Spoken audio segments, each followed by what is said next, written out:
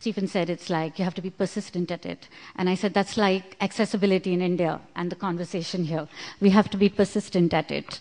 And I think that's what all of us in the sector have been looking at. And I hope the IT sector, the younger generation, all of us look at it like that. So, having said that, what do we have happening on the ground? Over the next 2 days, what I'd just like you to do is enjoy yourself, right? Javed will wonder what this is about. Play a few games, see a few movies, and just have fun. Keep your mobiles on silent, if that's a possibility. And with that, if Stephen would like to share his thoughts on what he believes is the e-book revolution and what we need to be seeing in India. Stephen, over to you.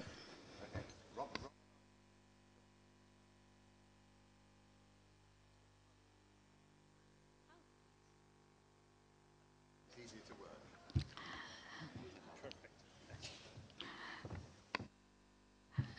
True adaptability.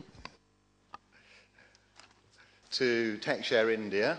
I'm incredibly proud of Techshare India. You have shown the way in terms of the development of the Techshare idea, where we come together to discuss and swap experiences on the use of technology to enable people to get on with their lives.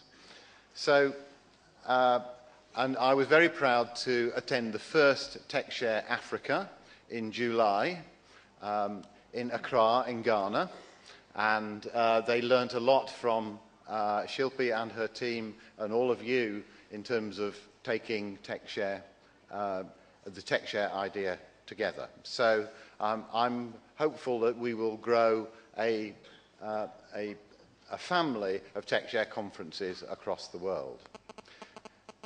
So, I wonder who that is. Right. So I wonder, I'm going to talk to you a little bit about the e-book revolution. For those of you who don't know me, my name is Stephen King, and I'm one of the directors of RNIB, the Royal National Institute of Blind People in the UK.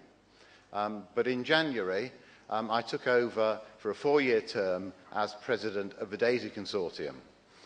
And for those of you who know about the DAISY Consortium, our interest is developing the best way to read and the best way to publish. And the best way is the inclusive way.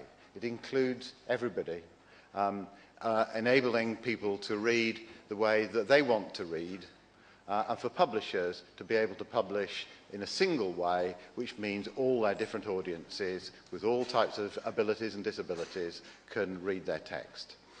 So, but I think there's a real revolution happening in e-books, and that's what I want to talk to you about. So let's see if we can make the slides work. And if you don't see the slides, you're not going to miss very much, and I will tell you what's on the slide.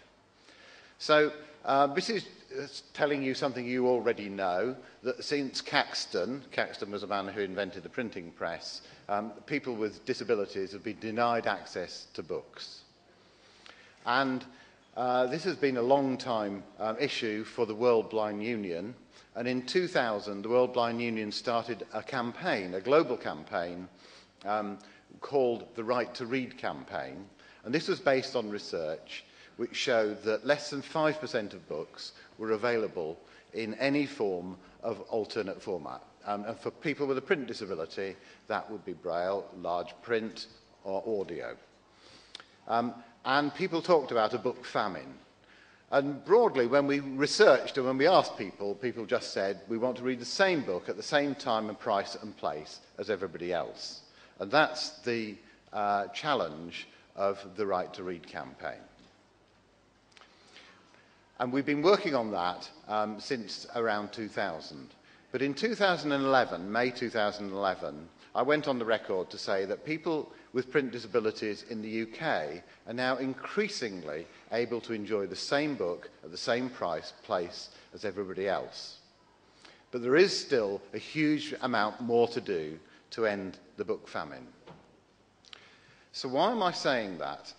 Well, if I could make this... the reason I'm saying that is that as an organisation of blind people, RNIB listens to blind and partially sighted people and their experience. And what I want to do is just bring some of those into the room for us, and we'll hear them talking about their experiences of e-books. So we have some sound.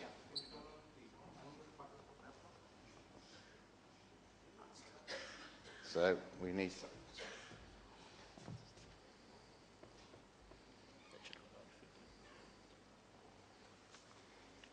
Partially sighted and an e-book expert. An e-book is an electronic or digital equivalent of a printed book, and you can read them either on a dedicated device, which is known as an e-reader, or on a smartphone, or alternatively on a computer. In many ways, e-books actually open up the world of reading for people with sight problems, because it's possible to customize the font size, the background, the brightness level, etc. It's possible for people with sight problems to achieve a more comfortable and more suitable reading experience for them than it is with a printed book. I'm Jerry Gilbert, and I work in Cambridge for one of the local societies for visually impaired people. Jerry is 44 years old and blind. My name is Terry, and I'm 12 years old, and I like using e-books because they're much more accessible. Terry is partially sighted and likes using e-books.